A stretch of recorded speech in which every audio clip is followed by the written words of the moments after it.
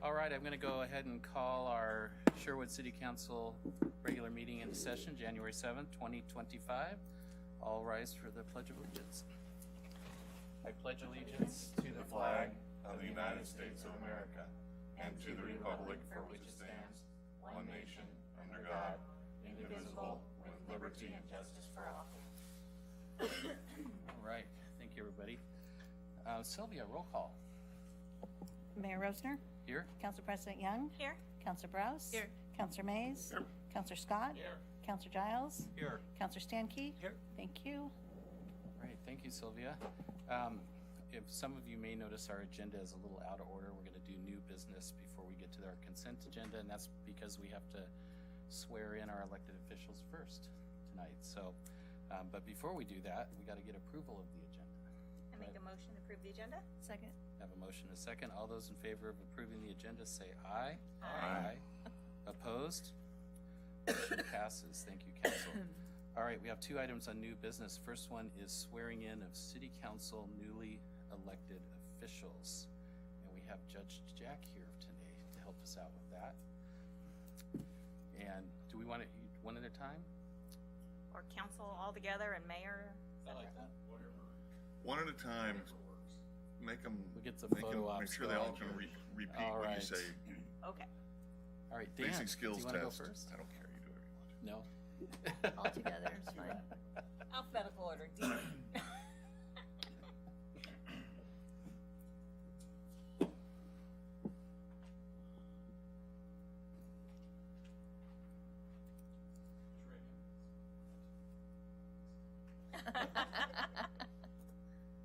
I, Dan Santy, do solemnly swear that I will support the Constitution and the laws of the United States and the state of Florida. The laws of the United States and the city of Sherwood. And will faithfully, honestly, and impartially discharge the responsibilities bestowed upon me as a city councilor of the city of Sherwood.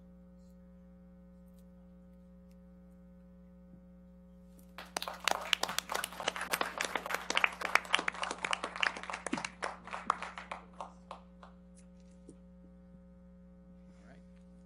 Council President Young will be next.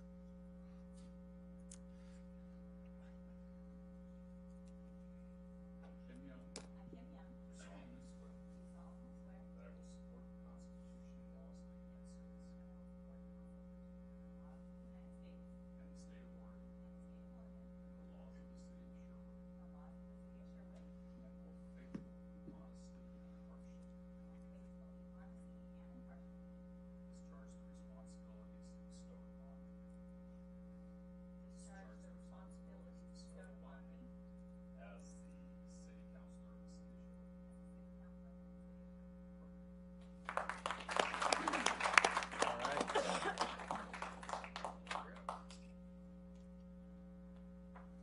We have Councilor Browse is next.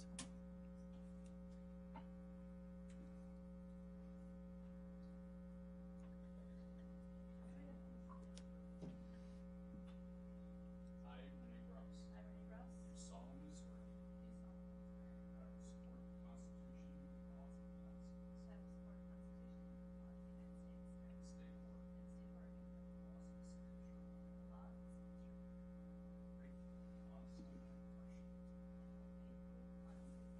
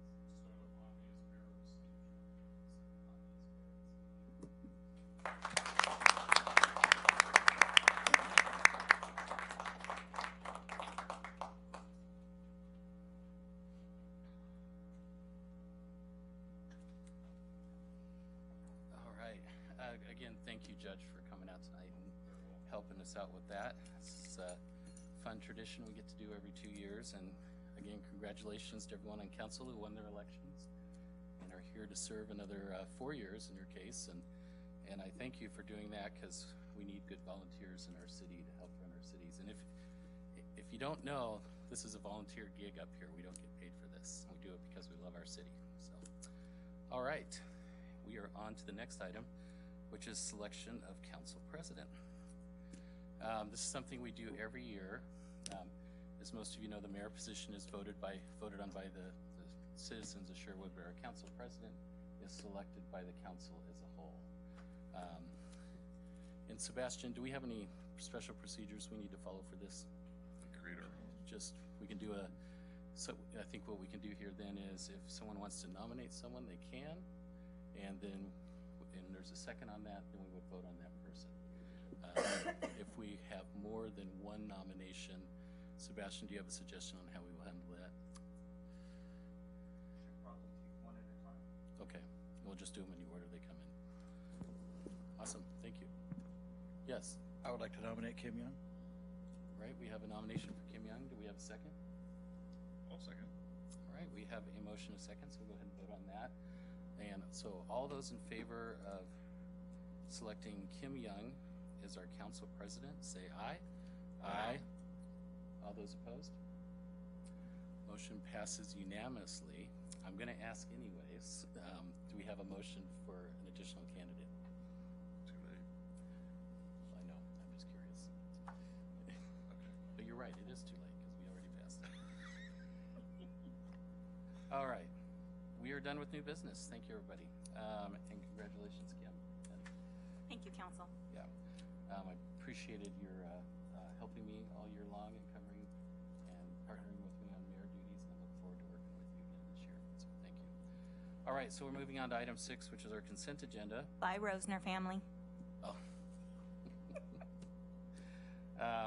Item 6, consent agenda. So we have quite a few items on the agenda tonight.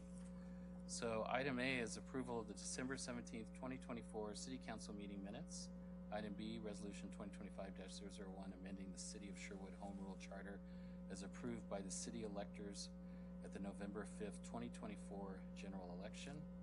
Item C is Resolution 2025-002, adopting the Americans with Disabilities Act, ADA, Title II Self-Evaluation and Transition Plan. Item D is Resolution 2025-003, establishing a biennium city budget cycle beginning in fiscal year 2025-27. Resolution 2025-004, approving the budget officer for fiscal years 2025 through 2027. Item F, Resolution 2025-005, authorizing the city manager to apply for an ODOT Transportation Infrastructure Bank loan for Southwest Ice Age Drive in the amount not to exceed $5 million. Item G, Resolution 2025-006, authorizing the city manager to apply for 2 Business Oregon Special Public Works Fund loans for Southwest Ice Age Drive in the amount not to exceed $15 million. And Resolution 2025-007, adopting rules of procedures for the City Council. And that was quite a lot of consent agenda items. Do I have a motion to approve the consent agenda? I move consent. Second. We have a motion and consent. All those in favor of approving the consent agenda say aye. Aye. Opposed? Motion passes. Thank you, This is council. going really fast, Mayor. I know how happy that makes you. All right, now we're on to citizen comments. Sylvia, do we have any citizen comments? And Chief, could you see if we have any online? I don't see any, but just double check. Oh, I can see now. This is great. Awesome. And do we have anyone from the audience that would like to give public comment today? And seeing none, we will move on to presentations. We have one presentation tonight. We have the Washington County Sheriff's Annual Update, and we have our Washington County Sheriff here tonight.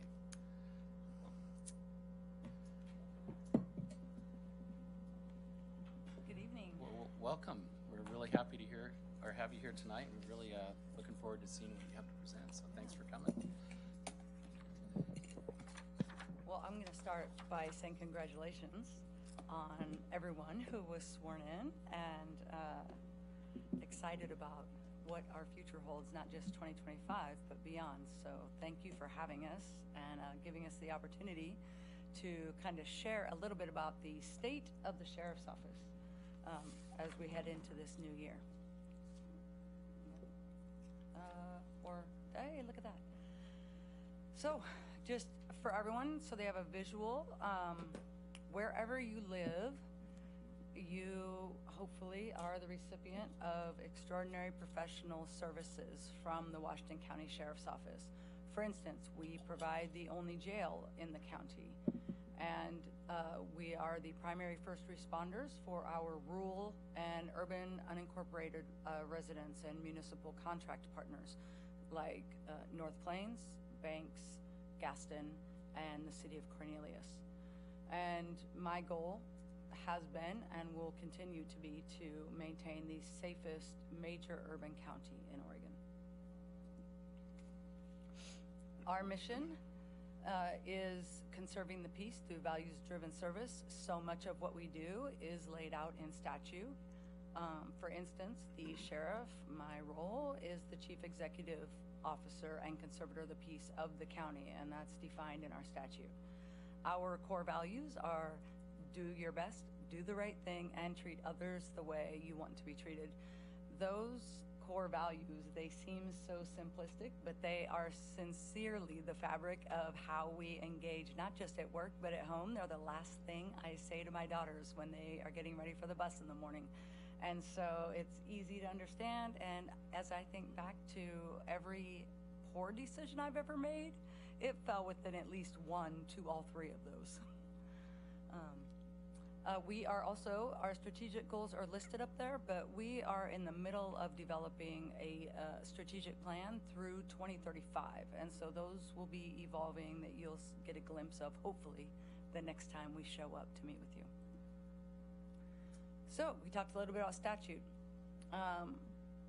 Oregon Revised Statute lists out the requirements, the roles, the expectations of the sheriff. It is about this long.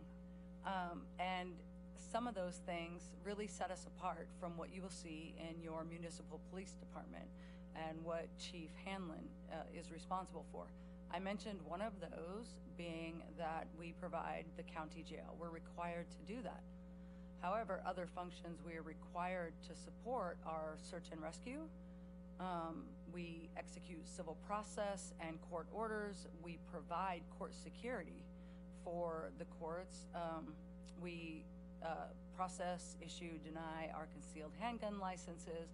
We are required to enforce laws on our waterways. So you'll see us out at Hag Lake, Tualatin River, and those areas of expertise that are in addition to our patrol functions. One thing you might not see up there is providing a patrol function. While we do that, and we do it very well, it's not required of us. All of those other tasks in blue, though, that you see, those are requirements. Yeah. Interesting. It is interesting. So many of you have, do they have them? Yes. The annual reports in front of you. For anyone else, if you are interested in receiving our annual report electronically, you can go to wcsoannualreport.com or scan the QR code. As I've completed my first year as sheriff, we were a little bit later than I might have liked to get the 2023 annual report out, but my plan will be to be much more efficient with 2024 as we settle in and prioritize sort of celebrating the extraordinary work that our staff did over the course of the last year. So let's talk a little bit about the jail. For those who were here the last time we met, our biggest struggle was the jail, and we were looking to close 2 housing units because of short staffing. So our jail maintains custody of adults who are charged with crime pre-adjudication and once they've been sentenced to 365 days or less.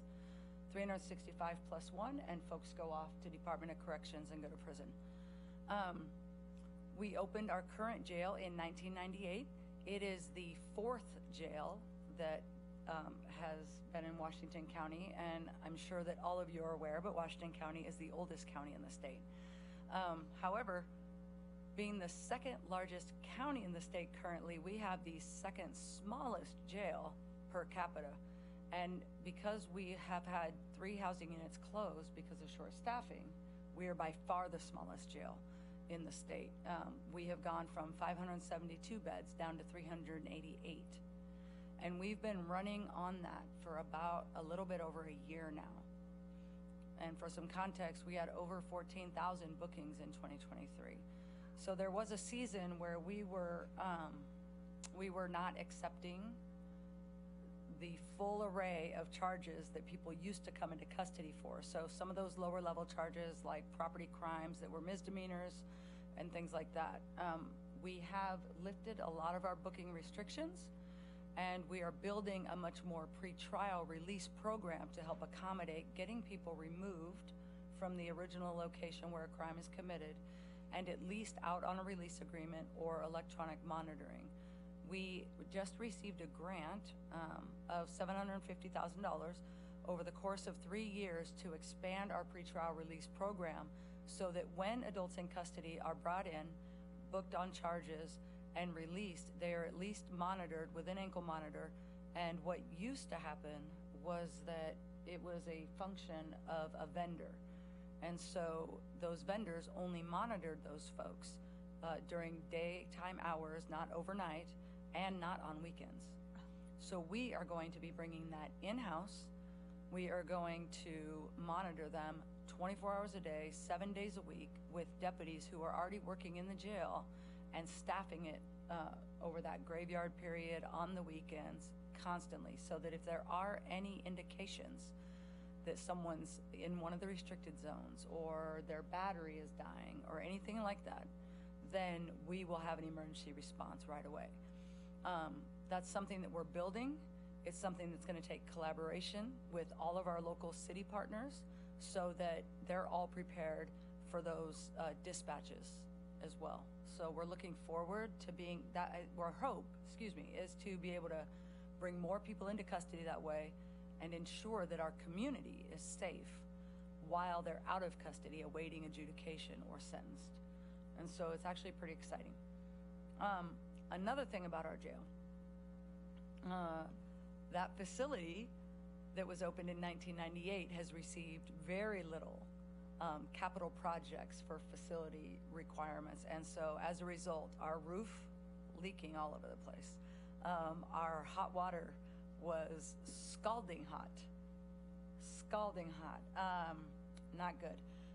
Fire alarm panels, and cooling systems, domestic water boilers, all of that. Because of an investment with Washington County, our CAO, our county commissioners, they are funding some significant overhaul. And so because we have 3 housing units currently closed, that will allow us to do work on 2 housing units while the rest is open, and then they will just move throughout the jail. That project will be complete in 2026. It has already started. Additionally, in our law enforcement center downtown in Hillsborough, where our jail is located, we are building a new courtroom in our law enforcement center. The DOJ, we have a new judge, and so now we need a new courtroom. So that is going to displace our jail administration. They're going to co-locate with our patrol staff, and we are going to get really close and comfortable for the next couple years while we try to identify some space options for our continuing growing operation. Can I ask a question on that? Please, bring them. Pre-trial releases. Is Yes. there like a determination of some people can't be pre-trial released and some can, depending on the charges? Is that how that works? There is, yes. And ultimately, it is up to the judge to determine who is able to be released on what charge. Currently, and that changes with each presiding judge. They have a set of criteria. They send it over to us in a general order, And as we are reviewing every single person that comes into our custody, we review them for release, whether or not they're going to be lodged, whether they're going to be released on their own recognizance. And then what the court is doing to work in partnership with us is they are building a team of court release officers that are going to be able to be on site at the jail to make those release decisions on behalf of the court. And that will allow us to then get them on monitoring and make sure that we are checking in with them, following up, and keeping the community safe. So, yes, Sounds like that was a long yes. yeah. I have a question as well. Yep. Follow up to that one. With the amount of the staffing shortage, how will that be affected by this new way of doing the monitoring that you just talked about? Not for us. Not for, okay. And that's because they're already there. Okay. And so it will be an additional duty to someone who's already on site, and we have 24/7 coverage. So, and we have a degree of, we have certified staff, we have non-certified staff that are constantly, for instance, in our booking area and our release area. And so they're gonna be there to monitor that in addition to their duties. And we really have prioritized our recruitment and our retention efforts to make sure that we can get more fully staffed in anticipation of being able to do that function without causing a heavy lift on their already significant workload, and in anticipation of having our housing units open again. Okay, and then my second question is my understanding that when the new facility, the Justice Center, when that opens, or I don't think it's opened yet, but I thought that some of the facility was going to house some of our staff, like police officers or some of the sheriff. Am I off base on that one? I'm, The Justice Center, the Washington County Justice Center? is that the law enforcement center? I'm not sure. No, Teach Family me. Justice the Center? Family Justice Center. Oh, the Family Justice Yes, Center. thank you. Thank you. I was missing a word. No, it's okay. I was like, I don't think I know what that is. An important word. Yeah, the Family Justice Center. Yeah, that won't house our adults in custody. Is that what you're talking about? No. Oh, Some I'm of sorry. the staff, space Oh, for staff. We will have that staffed. Okay. But we have that staff now. Okay. Yeah, we have a dedicated resource to our Family Justice Center, and when that transitions over to the Family Peace Center, that will maintain that staffing. And that is it's been investigations, but it normally is patrol or investigations. Okay. Cool. Yeah. Thank you. Thank you. Welcome, Sheriff. Thanks for being here. So as you rotate through, is the expectation for the community that when the remodeling work that's done on the jail is complete, you will also be prepared to have all of the units working Yes. and staffed? Yes, that is my goal. That's beyond my goal. Our goal is to have them staffed, have these staff for them before we're even able to open them because of the facilities work. But, and I'm super optimistic because we have a significant increase in hiring through 24 than we had for the last 5 years. And currently, we have more deputies in our jail who are in field training than we've had in over a decade. Right. And so our efforts are working. Yeah. For me? It's you. Good evening, Mayor and council members. My name is John Cook. I'm the Undersheriff for the Sheriff's Office. I'm going to talk about some of our enforcement services countywide across Washington County. We are very fortunate here in Washington County that our municipalities and the county work so well together, and that's not seen all across the country. And that's also seen in our public safety arena. The Sheriff's Office and Sherwood City Police Department and Chief Hanlon, we work constantly together in a variety of areas. We're going to talk about some of those. Public safety has to respond to more complex situations on a daily basis, and none of us can do it by ourselves. By pulling those resources and working together, we can actually bring resources together for some of these really difficult situations to provide a better service across all of Washington County. The first team we're going to talk about is our mental health response team. You all have heard about this, and it's just the crown jewel for a lot of the services we provide. We've been providing the mental health response team since about 2011. That's where we pair a mental health clinician with a police officer or deputy. and they're responding to people that are in mental health crisis. This has been so successful. We've continued to grow this program. We now have 8 teams that are working 7 days a week. Sherwood Police helps staff one of our South County teams. But the depth of the bench that we have is if they're tied up in a call and something else happens, we can bring one of the other teams in. And conversely, we all work together, we train together to make sure that we're providing that consistent service across Washington County. These teams respond to over 3,000 calls for service every year. And when you look at, these are the highest level of people that are in crisis. And the amount of force that is used is less than 1%.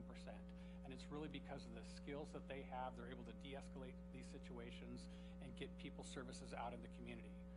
Prior to the mental health response team, we would write up reports. They would have to go to behavioral health. Well, now we have those clinicians that are able to help provide those services directly out there in the community. And are we right-sized for that now? I would say there's always a bigger demand for this service throughout the entire county. Funding is obviously a piece of that. So is staffing. You know, a lot of our agencies are saying staffing issues. So are the clinicians. Our behavioral health, Washington County Mental Health contracts through LifeWorks Northwest, and they do not have an unlimited amount of clinicians that are able to be provided as well. But we could always use more funding to increase those teams. But right now we are providing a good service during those peak hours, 7 days a week. And we look at those calls for service to make sure that we're getting to those in a timely manner.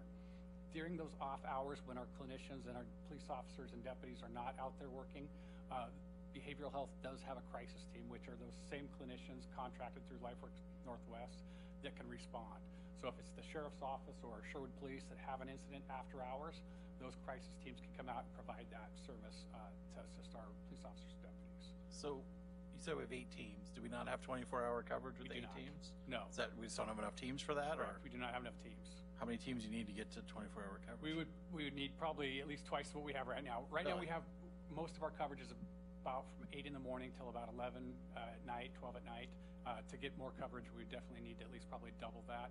The calls for service during those peak hours do not necessarily warrant full-time staff doing that as well. So right now, that's how we're looking at the model. We're able to staff it across all 7 days, different hours, looking at where that need is. So if we did have more staffing, we would get that. But those services are available. Our deputies, police officers are all trained in de-escalation. And so when they get to those scenes, even if there's not a clinician, they're able to de-escalate them until they can get those mental health services out there. So you said these teams took about 3,000 calls for service. Yes. Were all of those calls for service in need of this specific team, or was it they're in the area, they're available, Yeah. they take a routine call, or it's only doing these type of That's calls? their mental health calls. So they Okay. also, when they're not tied up on those calls, are able to assist district cars with other calls And for other service. things, And then they also provide consultations. So for example, if one of our teams is in, let's say unincorporated Aloha is tied up, but the South County Sherwood team is available, their officer and clinician can provide a consultation by phone. And so we'll utilize that as well, call the officer or deputy that's in need and be able to provide that and see what type of resources they need. So it's really, again, pooling those resources to make sure that we keep that continuity of service across the county. One more follow-up. Thank you. It's very helpful. So you said there's 3,000 calls they Yes. responded to, but it's not enough. How many how many more did we get that we couldn't respond to? Is it 500, 1,000? Yeah, I don't have those 10,000? numbers, but I would tell you, it's one of those issues that there's always the calls out there. I mean, our police officers and deputies are responding to mental health calls on a regular basis. Not all of them need this service. And again, this is a higher level of service. They're responding to folks in crisis. So for instance, 12th and Valley Fire and AMR may respond to medical calls that are mental health, that have mental health components. And so those don't necessarily need a police officer or deputy to respond. And so our dispatch really triages those calls to make sure that we're getting the right resource out there. The next team we'll talk about is our Westside Interagency Narcotics team. This is a task force that is made up of a lot of our local police departments, the FBI, the DEA, the National Guard, and the Sheriff's Office. And so they're providing a lot of our narcotics enforcement across the county. We're going to talk a little bit about the opioid issue that we know is, a nationwide issue. This team is seizing, this particular seizure was in Washington County, 1.4 metric tons of liquid heroin. They're seizing hundreds of thousands of fentanyl pills off the streets of Washington County on a yearly basis. And it's important to remember that each one of those pills could kill somebody. And so when we're seizing hundreds of thousands of those pills, we do not know how many lives are saved. In addition to the work that they're doing on a kind of local and national level on drug trafficking, they also help track our Narcan deployments. Our police officers throughout the county and our sheriff's deputies, most of them all carry Narcan. We track those deployments because our police officers and deputies are out in the community patrolling. They're often there before fire and medical, and so they're able to deploy Narcan to community members that are in need and save lives on a regular basis. So it's not just the large-scale trafficking, it's also the overdoses that we're dealing with, and then following up with investigations into those. We also, our police officers and deputies throughout the county are also doing street level, coming across kids in schools that may have some of these drugs and helping do education and enforcement on that to provide that comprehensive narcotics enforcement across the county. Do you know how many Narcans you had to use?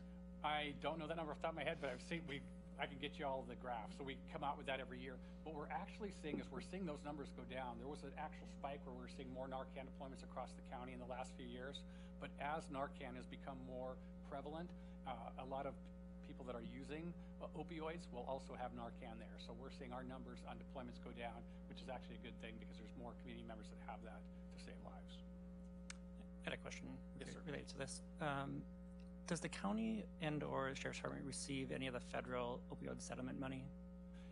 There is some settlement money coming, and I do not have exactly what that was going to be utilized for. I thought some of that was... That was my next question. Yeah, I think some of it was going to be helping with the addiction for treatment and the CAT Center. Okay. I think there was going to be some money that was going to be helping that, but don't quote me on that. Okay. But there is money coming into the county from that settlement. Okay, thank you. Yes, sir. And again, thanks for coming out tonight. But we also get funds from seizures as well. Is that correct? From CJIS? With seizures. Oh, So- seizures, yes, sir. Yeah. Yeah. So the narcotics team is funded through a variety of kind of areas. We do receive some seizure funds that help fund overtime. They do buy narcotics out there, and so that helps fund some of those drug buys. They also receive federal money.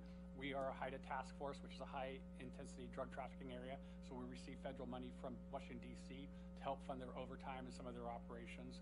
And then when they have specific cases that are with the FBI or DEA, they're also able to tap into some other federal funding to help offset that. There's also some local state money that comes in through some marijuana funding when there's large-scale trafficking of marijuana, not talking about personal use, but when we see drug trafficking organizations coming into Washington County that are utilizing our laws just to traffic marijuana in other states, they're able to tap into some of those funds to help enforce that as well. So we've seen thousands of pounds of marijuana seized from some of those large-scale trafficking organizations, and that's not intended for people that are using personal use just locally. Thank you. Next couple teams we're going to talk about, we're talking about them as a group. It's our tactical negotiations team, which is kind of the typical SWAT team, our crisis negotiation unit, which is a hostage negotiation unit, remotely operated vehicle team, which operates drones and robots, and then an incident management team that kind of provides overhead. These teams all put together have probably close to 100 people that respond. These are interagency teams. None of us could do this by ourselves. We're able to pool our resources. They respond to over 100 calls a year, and you don't hear about that in the news. You don't hear about the SWAT team going out 100 times a year. That's because they really help de-escalate those situations. When they come into these situations, they're able to use their tools, tactics, and training to really bring order to the chaos and calm things down and de-escalate them safely. When we look at the use of force numbers from these teams, it is, again, very low because of the tools and tactics that they're utilizing. So it really provides that constant public safety across Washington County by all of our agencies pulling together and bringing these resources to some of these large-scale incidents. I have a question on that. There's some communities around the nation are starting to use drones as first responders. There's some really interesting technology around that. Not necessarily to go engage with someone, but maybe go to an area that it's already de-escalated and done, so there's no reason to deploy a car. Is that something the county's looking at all? We have not looked at drones as first responders. I know that conversations come up with the chiefs of police, just having those discussions of when would that occur. There is a cost to that, and there is some other logistics, but we, for the Sheriff's Office, have not looked at that yet. We utilize the drones in areas where it's really a community safety or an officer safety issue, where if we have to get into a backyard or go into a building where somebody has a weapon, for example, Before we had drones, we would send dogs and people in there. Now we're able to send robots and drones in there and make sure it's safe before we actually have to send our staff into those situations. And so that's generally where we'd be utilizing those dog tracks. If there's a suspect out in the community, we could bring in the drones to help oversee with the dogs and make sure that they're safe and look to where they're going. We'll also utilize the drones in search and rescue operations. And so there's a wide variety of areas that we can utilize those, but we haven't began using those as first responders yet. Great, thanks. Back over to you, Sheriff. Oh, lucky me. All right, so looking forward, I mentioned a little bit about the facility updates. We are going to be under construction for all of 2025. And so I'm super optimistic about it, but for anyone who's ever done a remodel, living in the space you're remodeling always presents some challenges. So we'll be ready to be flexible when those present themselves, but it is going to provide some long-term structural infrastructure benefit for the adults in custody and our staff that are doing this beautiful work. We are currently working with an outside contractor to do a jail capacity study, which will give us a look at what the anticipated population growth will be between now and 2055, and what jail expansion might be necessary to include staffing and what types of resources we would like to provide in our jail. For instance, the Washington County Jail doesn't just warehouse humans. We provide programming for everything from GED to art classes, parenting classes, drug and addiction treatment, and interviews, working classes so that people can get out, know how to fill out an application, get a job, and then have mentors come in to help them with that transitional process to make it more seamless than what it was before. And so the increase in the fragility of the adult in custody that's coming in to the jail now versus what it was 10 years ago is drastic. And so making sure that we're providing extraordinary medical care, mental health care, and helping people to actually transition back into the community in a much better state that they came into custody with. And so we're looking forward to hearing back from our vendor in the next month or two on what they anticipate jail expansion looking like. And then we will take all of that back to our board to try to identify a plan for the future in funding. Go ahead. I have a question about that. Please. So you've mentioned our vendor a couple of times. So there's a private company that is running these prisons? Well, it's a private company that is doing the assessment for what we might need.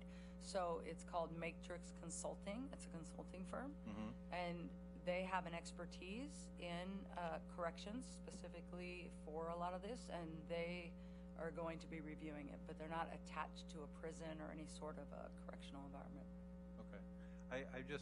I'm interested in what the motivation is for us to improve or change the way that we do prisons in our area, right? Is there an incentive for us to say, hey, we're going to try something different that works in other countries or other areas of the United States or something, so that we're doing it different? Or we just say, hey, what is Multnomah County doing? We'll just copy them. You know what I mean? And I do know. Okay. Yes, no, I know exactly what you mean. So help me understand what is motivating us? How much freedom do we have to be able to say, hey, we're going to do something different to try to address some of these? And please say we're not copying Multnomah County. I can tell you what we're not going to do. Yeah, but I mean, I know we're not going to get to like the Scandinavian model of, Right. of incarceration. I'd love it, but Yep. It looks like a college dorm there that Yes. everybody's free to You're go. right. And yeah, so help me understand what are the parameters for us, and what are you using to be able to say, hey, we're going to try something different and hopefully get a different result? Yeah, well, I will tell you that really it would be up to county to decide what services they would like to provide. My motivation is best practices for the success of the person leaving custody from the Washington County Jail. So we have people in custody anywhere from an hour to 365 days. And if they are sentenced consecutively on different charges to 365 days or less, they might actually do 3 years in the Washington County Jail without going to prison because they never get a 365 plus 1. And so my motivation is to provide a place that is less institutional without sacrificing safety and security, to provide a place that does not look like punishment, because the actual punishment is being in custody. And so a place that is more calming, because we know that stress and anxiety contribute to behavioral issues. Isolation contributes to behavioral issues. And so what we're doing is we are looking at what is offered, not just nationally, but internationally, that is considered best practices now and into the future. Okay. We're not interested in going backward. There are things that we are required to do statutorily. For instance, we have to do rounds within a certain amount of time. We have to check on people.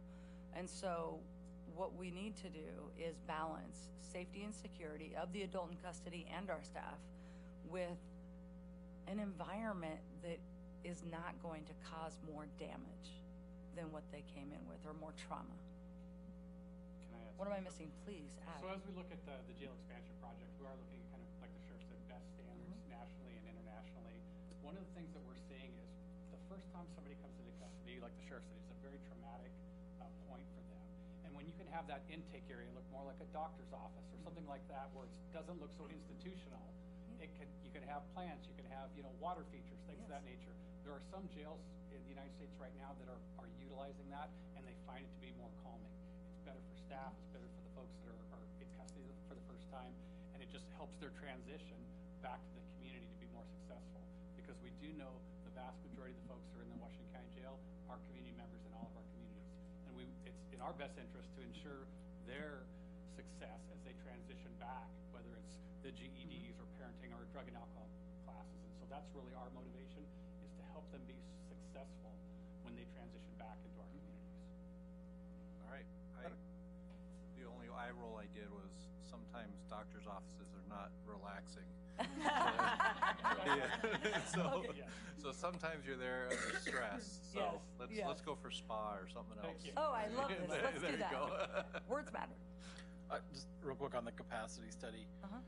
One of the maybe silver linings coming out of your kind of forced reduced capacity over the last few years is, Right. and having to release more people in the community, is you probably you have a lot of good data now on the types of people that work successfully in that release into the community versus the types that don't. And there's probably patterns and stuff there that we may not need as much capacity as we would have thought 10 years ago, because we know we can probably release more people with ankle monitors and whatnot safely. Am I on the right track here? It's really the goal. That's the goal, but the key really is that monitoring, because what we have seen is with the decrease in available beds due to staffing and things like that, we are releasing people we would normally release. And as a result of that, we have seen a triple in failure to appears. And so what that means is that cases for those people that are in custody are not getting adjudicated. They're not actually getting through the court system, whether it's trial or taking pleas and transitioning out the way that they were before, when those cases were never getting adjudicated because they get out of custody, they fail to appear. At some point, they come back in, and then they fail to appear. But I guess what I'm getting at is, I imagine if you look at all the data, there's patterns to that, right? It's whether it's the type of charges or other factors about the individuals or whatever, there's probably some that do appear and consistently and some that don't. So using that data to understand, even if you have more capacity in the future, the people that are more likely to be successful with that versus the ones that aren't, based on the data you have captured. Absolutely, couldn't agree more. That you said something really interesting I never thought about, because if you're releasing people and there's court dates scheduled and then they don't appear, they're filling up a docket, which is clogging things things up. I hadn't even Right. thought about that. That's And interesting. it just, the whole system is just, comes a bit to a screeching halt, and it just takes much longer. So, On the capacity side too, and this is more of a longer term planning. Are you looking at how to distribute like intake and jail space around the county? I know for us it's a little bit of a challenge when you only have 2 cars on Right. duty. Yes. And just to serve a warrant, you need both of them, and then you have to transport them, which takes them out of pocket from a city perspective, for an hour or 2, right? And I was just curious if you're looking at go ahead. Yep. those So we types of currently have solutions. a part of our public safety local option levy that Sheriff's gonna talk about. Part of that service is we do have transport officers that are able to go around to the Okay. cities and pick folks up. That is not, they're, again, staffing those during peak hours. That is not all the time. So there are times the city officers do have to come all the way to Hillsborough. One of the things we've looked at, especially with jail expansion, having those satellite offices, let's say satellite jails, would be very costly because there's kind of the economies of scale when it comes to medical services, when it comes to laundry, when it comes to feeding the adults in custody. That by having them centralized, it can really reduce those costs. It would exponentially increase those if we tried to have satellite offices for that. But I think increasing those services on the transport deputies to be able to free up our patrol deputies and officers throughout the county and keep them back in their districts, I think that would be a bigger goal. Thanks. And into that, our public safety local option levy will be on the ballot in November of this year. And so that levy funds several functions of the sheriff's office, but not just the sheriff's office. It funds the DA's office in areas, juvenile, and the community corrections center. And so we are working collaboratively with the county to identify what the cost of doing business we anticipate being in the next few years as that goes through. You want to add anything to that? And so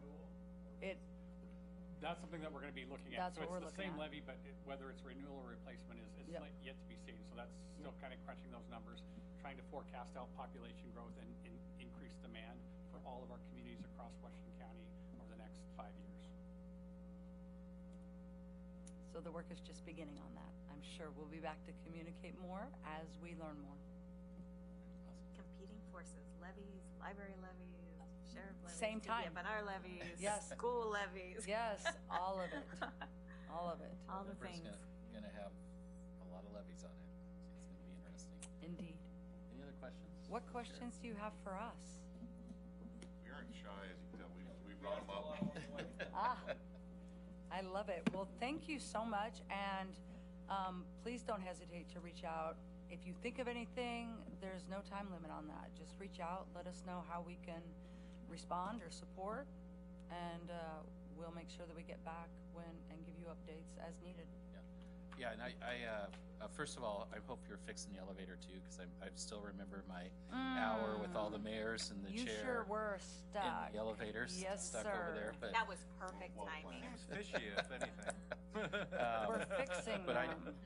But in all seriousness, I just want to say, you made a comment in the beginning about how special it is here in Washington County that we have all these agencies that just work so well together. So true. And especially in the East Coast, it's not true. That is also It's not true. I my mean, even experience. simple things like common training for our officers. You guys do an amazing job. All the men and women sheriffs out there. I know our chief is very happy working with you folks, and we appreciate it. So thank you so much for everything you do. Well, it should be said, and I appreciate that. Thank you so much. But it should be said that Chief Hanlon is an exceptional partner. Absolutely exceptional. Yeah, we're lucky to have him. Did you pay her to say that? Thanks again. Thank you for all you do. Thank you. Thank you both for coming. You bet. All right. That's always fun. Good night, Stankey family. Awesome.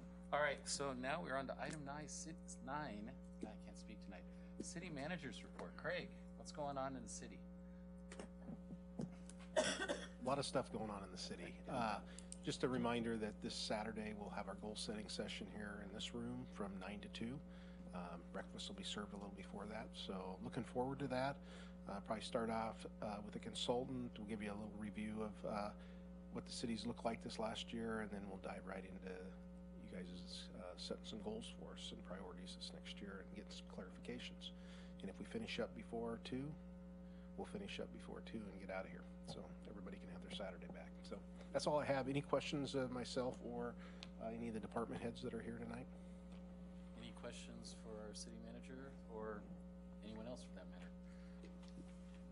Happy New Year. Yeah. Happy New Year. Was it fairly quiet over the holidays in the community? No major incidents to share other than Whenever you two are chuckling. Go ahead, Chief, if you got anything, but I haven't really heard of a whole lot, so it was pretty quiet. Still stuff going on, but quiet. Yeah, I like that. We'll go with that. I was just laughing. Craig said it was going to be a quiet time, and he was staying pretty busy. Lots going on. Just nothing bad, all good stuff. But just busy. Awesome. Well, thank you, Craig, for that. And we'll go on to council announcement. Would you like to start tonight, David? Sure. You know, I don't actually have much. I am grateful for a new year, and I know that we do have a lantern festival coming up for Chinese New Year for the arts. I don't know if anybody. Are you going to announce that? Okay. Sorry, may have taken. we don't need to say it twice, so it's great. Okay, great. And then I don't have anything else. The schools just barely got back in session, so we have not had any meetings since the last council meeting with the library or the school board. So those are my two areas. Awesome. Thanks. Renee? I had to get my calendar out because I forgot. Let's see, tomorrow is not the library, Senior Advisory Committee meeting. So that's tomorrow, I think, at 5 o'clock, if I'm reading my calendar right. We have 2 events coming up with the Chamber of Commerce. One is on the 14th, which is the breakfast. I think it's at the Y this month. And then on the 23rd, it's the annual dinner, but luncheon this year at the Arts Center, I believe, 11. It's 30th, yes. I leave on the 23rd, I come back on the 30th. That's why I'm reading that wrong. Thank you for that. So the 30th is the annual luncheon. There is the demo team from Korea that's coming on the 22nd to the Arts Center. The city is a sponsor of this, and it's an opportunity to gain some cultural experience while seeing some world-class Taekwondo. And I think that is my update. Awesome. Thank you. Councilor Mays. Keith. Tim, Mayor, thank you. Happy New Year, everyone. Glad it was a fairly uneventful incident related last couple weeks. I have not had any meetings to report, but just a reminder, it's winter. Pedestrians, please be alert. If you're wearing black like I'm wearing today, people can't see you. Make sure that you're being careful and not getting harmed. Drivers, lights, please turn the lights on. It would be very helpful if people would remember to turn the damn lights on their cars. That's all I got. Awesome. Thank you. Doug? You know, I have a car that I just have the auto setting, so I never have to touch the lights. Parks Board met last night. It's a pretty light agenda. I think they're working on some partnership opportunities with the Senior Advisory Committee. We've got a field house mid-year report you can find online somewhere, and usual. There's always tree removals. They're not a big deal. We're not cutting down forests, but there's usually unhealthy trees. Yeah, usually unhealthy, non-native trees that need to get removed And before they replaced. become a danger, and then they often get replaced with native trees that are going to be more healthy. So, had a couple of those as always. And that was pretty much it. Happy New Year. Thank you. Dan? Planning Commission did not meet since we last met, so nothing new to report there. The only thing I have tonight is the Sherwood Foundation for the Arts is hosting its annual puzzle competition next month, February 22nd at 10 a.m. Early registration starts January 22nd, You can find out more information at sherwoodarts.org. It's a fun event, even if you don't puzzle, just to go watch it. So yeah, that's all I got. Awesome. Do you have a question? Do you have something you wanted to add? I learned the concept of being a spectator for the puzzle competition. I hadn't thought of, but okay. I was a spectator last year and it was pretty fun. Okay. It was amazing. It was amazing how More fast fun than you think. some teams did it. That's a great question. Is there a beer garden for Probably not at the church it's being hosted in. Probably not, but you know? I'm they just didn't okay. frisk me when I went in, so you can probably sneak a flask A in. flask, okay. You know, just trying to appreciate the entertainment potentials. That's great. There's an opportunity there, though. There is an opportunity. Yeah, I've had the pleasure of volunteering for the last 2 years at the puzzle tournament. So when they have the puzzle and the timer's getting ready and they're all surrounding the table, and when they start the clock, they just rip open because it's wrapped in brown. They don't even know what the puzzle, they don't even know what it looks like, and they just rip it out, and it's fun. Okay. I wanted to thank Craig and his staff who put together the holiday luncheon for the city staff. I think that's just one way to appreciate your staff who work so hard all year long. So thank you, and Tina and all who helped with that. And then there was one more chamber event. Tomorrow night is a multi-chamber event at Bullwinkle's at 4 to 6 p.m. and it's with the Wilsonville Chamber, Sherwood Chamber, Tualatin Chamber, and West Lynn. I think that's awesome to like collaborate with other chambers, and businesses have the opportunity to socialize and network together. So thank you to the chamber for putting that on. And then with Community Development Block Grant Policy Advisory Board for the county, we are right in the middle of grant season. We will be getting, I think we're a month delayed this year.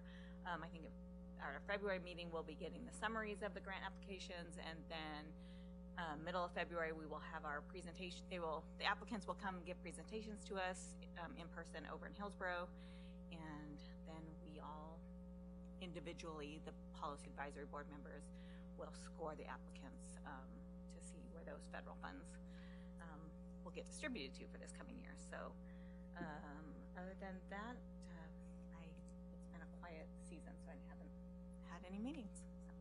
Awesome, thank you. And Craig, I have a question on that. Are we going to apply for grants this cycle? It's too late. It's too late, or have we? We did not. That's okay. But I do have an idea of that. Maybe we'll talk about it tomorrow in our Wednesday meeting for next year. Awesome. Well, I just have a couple things. We have the League of Oregon Cities City Days coming up on the 27th. All the folks here on council are welcome to attend. Great. And Kristen, you're welcome to attend too. That's going to be down in Salem, if anyone wants to go to that. Big thing this last month, the Metro Mayors Consortium Executive Committee has been meeting quite a bit. We continue to work with the counties and the Metro chairs on the supportive housing services.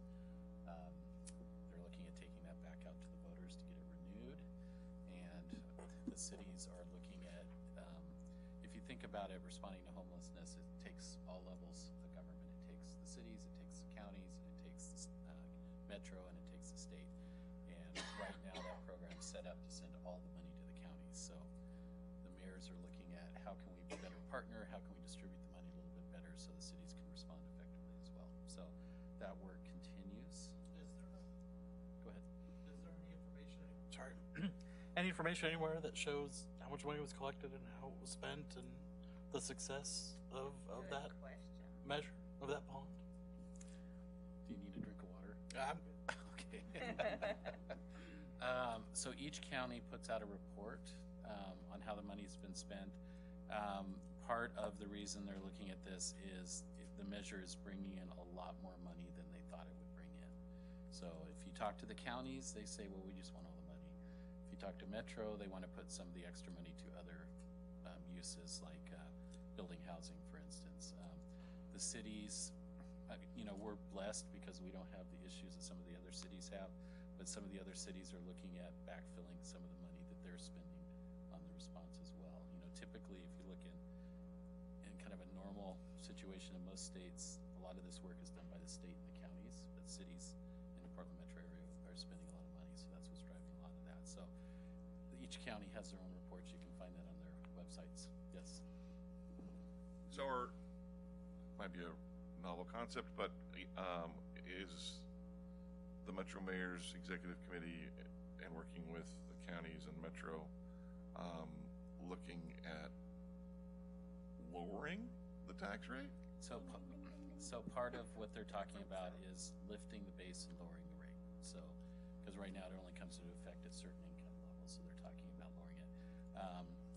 Some of the counties don't want it lowered, so there's a lot of mixed opinions on that. I think my personal opinion is it's not going to pass if there's not some adjustment to it. But that's part of the conversations that are going on. You mean lowering the base? No, increasing the base and lowering the rate. Sorry. Oh, but increasing the base means lowering the income threshold. Exactly. Yes. Sorry. Less people would be taxed. So, Increasing the so if base. I'm sorry, increase the base and then lower the rate. Yes. Yeah, because right now the base is 200,000. For Married couple. jointly. Yes. Yeah. You're saying that would go Yes. That would Get go the up. nasty grams in the mail. You forgot It that would one. lower the number of And people. if you decrease the rate, then the overall collection would be lower. Yeah, yeah. So all those concepts are being discussed right now. And frankly, it doesn't expire for another 5 years. So part of the messaging the mayors have been saying is we can wait a little bit. You know, the program's only really been running for about 3 years now, and we really don't understand how well it's working yet. It's a short amount of time when you think about all the activities that are going on. So there's part of us that are saying, why don't we just wait a year or two and see how it's going before we expend it or expand it again. Yeah. To Doug's question, Washington County has a really good report out of how they've spent the money. Yeah. Awesome. And then in the next meeting, we'll be talking about where we'll have the liaison assignments on the agenda. I think I got that all worked out with all the different communications I've had, so we'll get that finalized for the next meeting. So. Oh, can I ask a question on that? Yeah. So, it's in talking to people of switching, you encouraged us to, if somebody wanted to switch or whatever. Sounds like pretty much everyone wants to keep their primary, but I was wondering what council felt about mixing up the alternates so that people have an opportunity to see different boards and commissions, even if it's only once or twice. And the boards and commissions have an opportunity to see different counselors, since we all sort of been status quo on a lot of our commissions. It was just an idea. Yeah, I think I'd be fine with that. Okay. Awesome. Thank you, Kim. Good idea. Awesome. With that, I think we are done.